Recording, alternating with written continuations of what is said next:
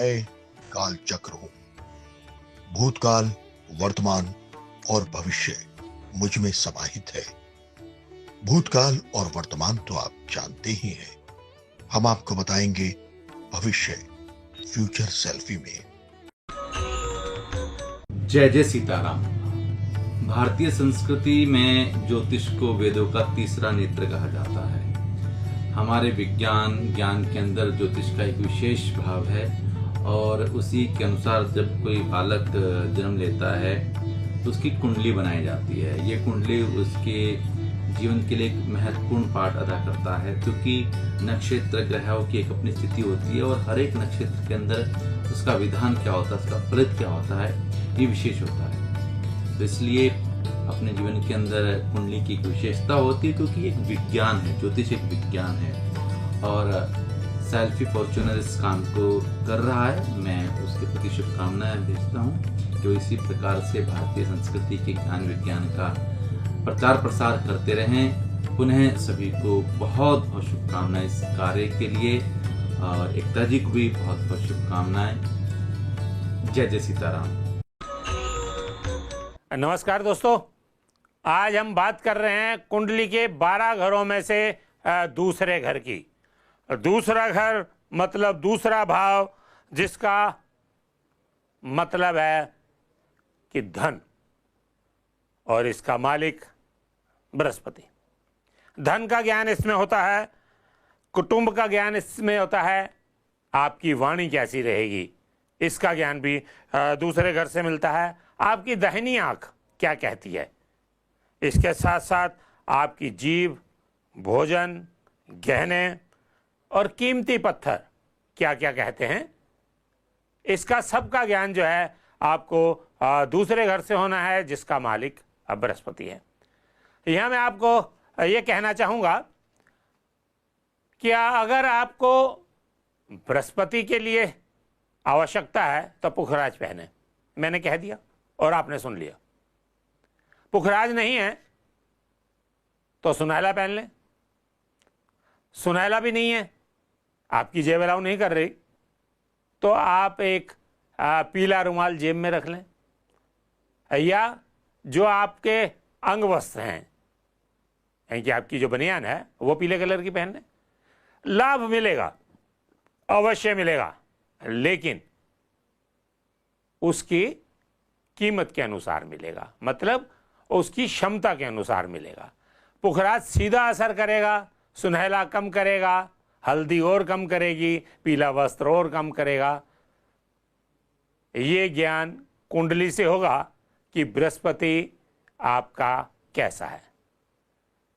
अगर आपका बृहस्पति कमज़ोर है तो इन सारे उपायों से कोई लाभ नहीं, और अगर आपका बृहस्पति मजबूत है तो इनमें से कोई एक उपाय आपको उत्तम फल देगा।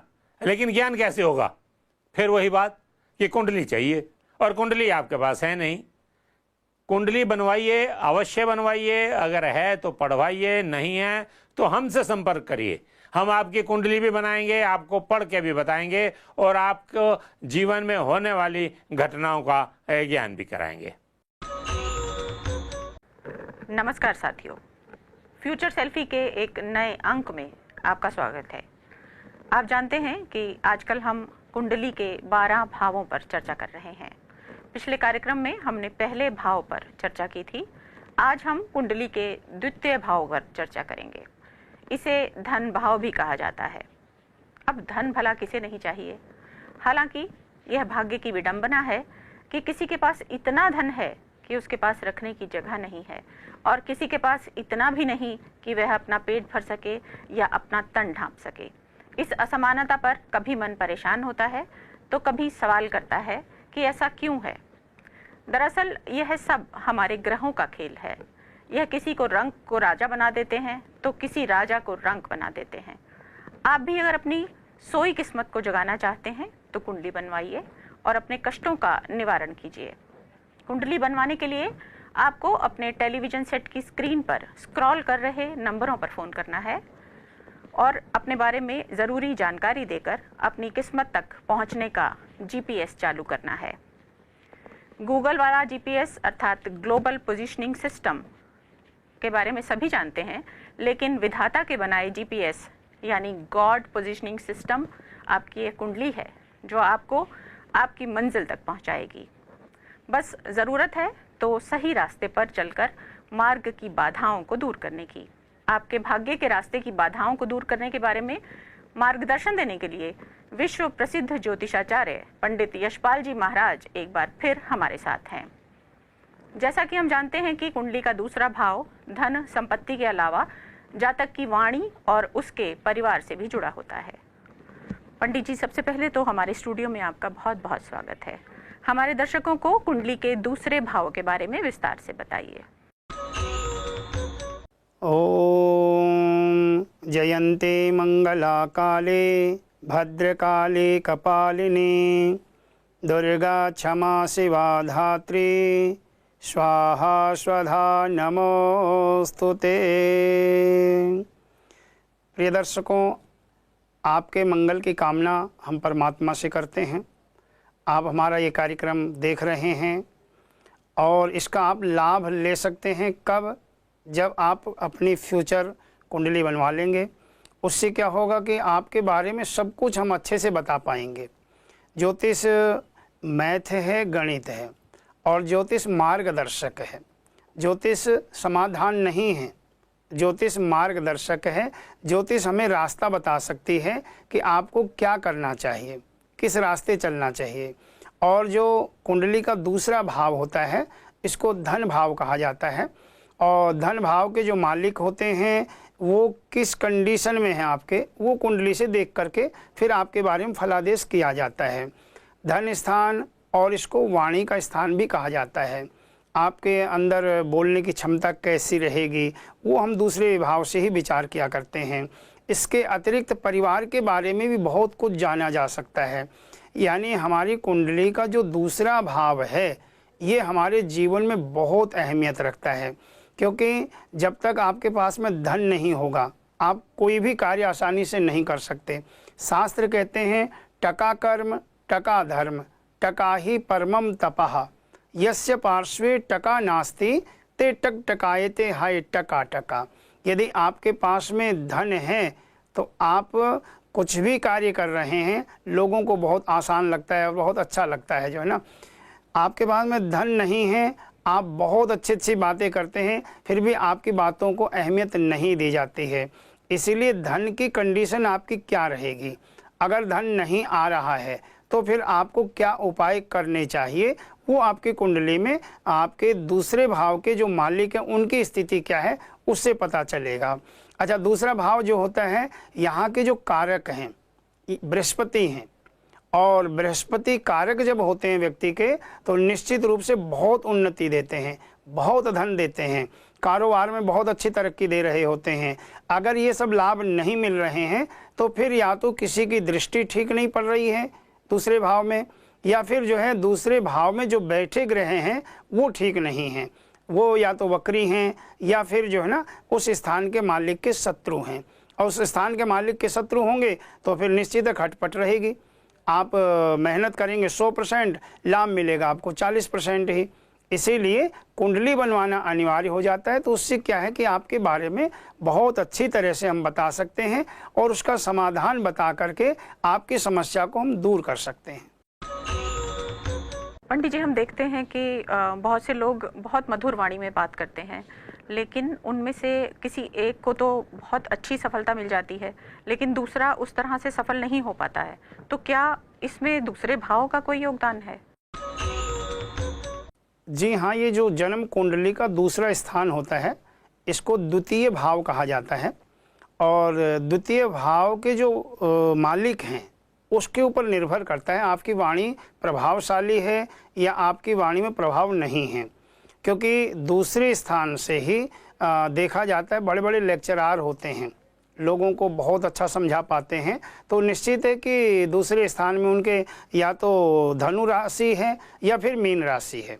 तो क्योंकि धनु राशि के मालिक भी बृहस्पति हैं और मीन राशि के मालिक भी बृहस्पति हैं, और यही अगर 9-12 अंक न हो करके 10 अंक लिखा हुआ है दूसरे स्थान में तो फिर आपकी हो गई मकर राशि। दूसरे भाव में, और मकर राशि के मालिक हो गए शनि। पश्यन्ति सप्तमम सर्वे शनि जीव कुजा पुनः विशेषतश्च त्रिदश त्रिकोण चतुरष्टमान। अगर शनि की पूर्ण दृष्टि द्वितीय स्थान पर पड़ रही है तो निश्चित रूप से आपकी वाणी में कोई दम नहीं होगा, आपकी शिक्षा में भी बहुत रुकावटें आ रही होंगी, धन की आपको ज़्यादा परेशानियां चल रही होंगी, और कार्य क्षेत्र में भी आपको बहुत बाधाएं झेलनी पड़ेंगी, क्योंकि शनि का देखना शुभ नहीं माना गया है। शनि जिस स्थान में बैठते हैं, जैसे कि अभी मैंने बताया दूसरे स्थान में 10 लिखा हुआ है, यानी मकर राशि हो गई, और यहीं पर अगर शनि बैठे हुए हैं, दूसरे स्थान में शनि बैठे, देख नहीं रहे, बैठे हुए हैं, तो फिर आप बहुत अच्छे एक लेक्चरर बनेंगे, आप एक बहुत अच्छे शिक्षक बन सकते हैं, आप एक बहुत अच्छे डॉक्टर भी बन सकते हैं अगर शनि आपके दूसरे स्थान में बैठे हुए मकर राशि के होकर के, क्योंकि मकर राशि के शनि स्वग्रही कहलाते हैं, और अपने घर का तो एक बुरे से बुरा व्यक्ति भी नुकसान नहीं चाहता है। तो शनि जब स्वग्रही होकर के धन स्थान में द्वितीय स्थान में बैठते हैं तो ये व्यक्ति को धन लाभ भी देते हैं, शिक्षा का लाभ भी देते हैं, और पारिवारिक लाभ भी देते हैं। परिवार के लोगों को कैसे एकजुट करके रखा जाए, परिवार के लोगों के साथ में कैसे हमारे विचार मैच हों, ये भी दूसरे भाव से विचार किया जाता है। भगवान शिव का परिवार देखेंगे आप, कैसी विडंबना देखिए आप, माँ पार्वती का जो वाहन है वो शेर है, और भगवान शिव का वाहन क्या है, बैल है। आपस में बनती नहीं है, लेकिन एक ही परिवार में रहते हैं वो। ऐसे ही आप देखेंगे चूहा और मोर, कार्तिकेय स्वामी का जो वाहन है वो मोर है, गणेश जी का वाहन चूहा है, दोनों में बिल्कुल भी नहीं बनती है, एक पल में एक दूसरे को मारने को तैयार हो जाते हैं। ऐसे ही आप देखेंगे भगवान शिव के गले में नाग हैं, कार्तिकेय स्वामी के पास में मोर है, नाग और मोर में बिल्कुल भी नहीं बनती है। तो यही चीज़ें ग्रहों के ऊपर भी निर्भर करती हैं। अगर द्वितीय स्थान आपका प्रभावशाली है, द्वितीय स्थान के मालिक अगर आपके प्रभावशाली हैं, तो आपके परिवार में एकता बनी रहेगी, आपके परिवार में प्रेम बना रहेगा, और सारी संपत्ति एक तरफ, परिवार की सुख शांति एक तरफ। अरबों खरबों की संपत्ति है, गाड़ी कोठी बंगले हैं आपके पास में, और परिवार के 4 लोग भी बैठ के प्रेम से बातें नहीं कर सकते, तो क्या करेंगे उस संपत्ति का। इसीलिए कुंडली बनवानी अनिवार्य होती है। कुंडली से क्या होगा, आपका द्वितीय स्थान कैसा है, द्वितीय स्थान के जो मालिक हैं वो आपके लिए कैसा फल दे रहे हैं। कहीं ऐसा तो नहीं है कि आपके साथ में कोई दुर्घटना होने वाली है, एक्सीडेंट आदि की संभावनाएं बन रही हैं। अगर ऐसा कुछ है तो उसका फिर समाधान समय से हो जाता है, ऐसी प्रॉब्लम नहीं आती है, और ऐसी ऐसी घटनाएं हमने टलती देखी है। मेरा तो अनुभव है, क्योंकि 1-2 नहीं, लाखों लोगों की जन्मपत्रियां हम बना चुके हैं, देख चुके हैं, तो प्रैक्टिकल किया हुआ है। और जब उनके लिए सटीक उपाय बताए जाते हैं और व्यक्ति उस उपाय को कर लेता है तो पूर्ण रूप से उसका बचाव होता है। तो प्रिय दर्शकों, द्वितीय भाव हमारे जीवन में बहुत बड़ा स्थान रखता है, बहुत अहमियत रखता है। पंडित जी, जन्म के समय जो ग्रह दशा रहती है वह तो लगातार बदलती रहती है, लेकिन जो हम जन्म के समय के आधार पर जो कुंडली बनाते हैं उसमें मान लीजिए किसी बच्चे की कुंडली में यह लिखा हुआ है कि यह बड़ा होकर वाणी के आधार पर अपना काम करेगा, क्योंकि आजकल तो वाणी से जुड़े बहुत सारे बिजनेस हैं। यूट्यूब में आप आ सकते हैं, आप प्रवचन दे सकते हैं। तो क्या किसी बच्चे की कुंडली को देखकर यह बताया जा सकता है कि यह आगे जाकर वाणी का धनी होगा और उसी के रास्ते पर चलकर यह धन कमाएगा? जी हाँ, जो कुंडली में 12 भाव हैं, उन पूरे 12 भावों से ही कुंडली का विश्लेषण किया जाता है। उन 12 भावों से ही व्यक्ति के बारे में सब कुछ जाना जाता है, क्योंकि पहला भाव तन का हो गया और दूसरा भाव धन का है, और इससे वाणी के बारे में विचार किया जाता है, इससे परिवार के बारे में विचार किया जाता है। यहाँ के जो कारक ग्रह हैं वो बृहस्पति हैं, क्योंकि कारक ग्रह जो होते हैं वो बहुत अहमियत रखते हैं, वो हमारे जीवन में उतार चढ़ाव लेकर के आते हैं। जब कारक ग्रह की महादशा आती है या उनकी प्रत्यंतर दशा आती है या और अंतर्दशा आती है तो उस समय वो कारक ग्रह बहुत ज़्यादा अहमियत रखते हैं। इसीलिए तो कुंडली का विश्लेषण किया जाता है और दूसरे भाव के जो मालिक होते हैं उस पर बहुत कुछ निर्भर होता है। जैसे कि अभी मैंने आपको बताया था मकर राशि, धनु राशि और मीन राशि के बारे में। मान लीजिए दूसरे स्थान में आपके 3 अंक लिखा हुआ है तो आपकी मिथुन राशि हो गई तीसरे स्थान पे, या 6 लिखा हुआ है तो कन्या राशि हो गई। और धन स्थान में कन्या राशि का होना, मिथुन राशि का होना, यानी यहाँ के मालिक बुध हैं। और बुध अगर यहाँ पे कमज़ोर होकर के बैठे हैं तो आपका वाणी दोष बन गया। और वाणी दोष बन जाने से क्या होता है, आप कहना कुछ चाह रहे होते हैं, निकल कुछ जाता है। और एक शब्द बहुत बड़ी घटनाएं हमारे जीवन में ला सकता है। एक शब्द अच्छे से अच्छे व्यवहार को बिगाड़ सकता है और वही हुआ करता है। अगर बुध आपके ठीक नहीं हैं, कमज़ोर स्थिति में हैं या किसी पाप ग्रह से युक्त हैं और उनकी दृष्टि पड़ रही है यहाँ पे, तो निश्चित रूप से वाणी दोष आपकी कुंडली में बन गया। फिर तो वो बच्चे से लेकर के और बड़े तक वो विघ्न डालेगा ही डालेगा। बहुत सारे बच्चे होते हैं बहुत सटीक बोलते हैं, स्पष्ट बोलते हैं, और बहुत बच्चे होते हैं तुतला करके बोलते हैं, हकला करके बोलते हैं, स्पष्ट अपनी बात नहीं रख पाते हैं और बोलते समय घबराते हैं बहुत ज़्यादा। तो उसका कारण है यहाँ के मालिक या तो आपके बुध हैं और फिर यहाँ पे केतु की दृष्टि पड़ रही है। ग्रहों का जीवन में हमारी बहुत बड़ा स्थान होता है। ये उतार चढ़ाव लेकर के आते हैं। जब हमें पता चलता है ये परेशानी है, इसकी वजह से आपको दिक्कत आ रही है, तो फिर आपको उपाय बता दिए जाते हैं। और उपाय भी बहुत सारे होते हैं। वो आपको स्टोन भी बताया जा सकता है, आपको कौन से मंत्र का जाप करना चाहिए वो उससे कुंडली से ही पता चलेगा, या आपको व्रत रखने चाहिए, या आपको कुछ दान करना चाहिए, या तीर्थ यात्रा पे आपको जाना चाहिए। वो उपाय आपका तब बताया जाएगा जब हमें समस्या का पता चलेगा। समस्या का पता कब चलेगा, जब आप फ्यूचर सेल्फी बनवा लेंगे तो उससे स्पष्ट हो जाएगा। तो पंडित जी, इस भाव के अशुभ ग्रह या कौन कौन से माने जाते हैं? धन भाव के लिए जैसे केतु का धन भाव में बैठना, क्योंकि केतु को वक्री ग्रह माना गया है, या धन भाव में आपके राहु बैठे हुए हैं और वो भी वक्री ग्रह माने जाते हैं, तो ये अशुभ फल देने वाले हैं। अगर इनकी मित्र राशि है यहाँ पे धन भाव में, अच्छा फल देंगे, लेकिन इनकी शत्रु राशि अगर यहाँ पे है तो फिर ये निश्चित है विपरीत फल ही देंगे।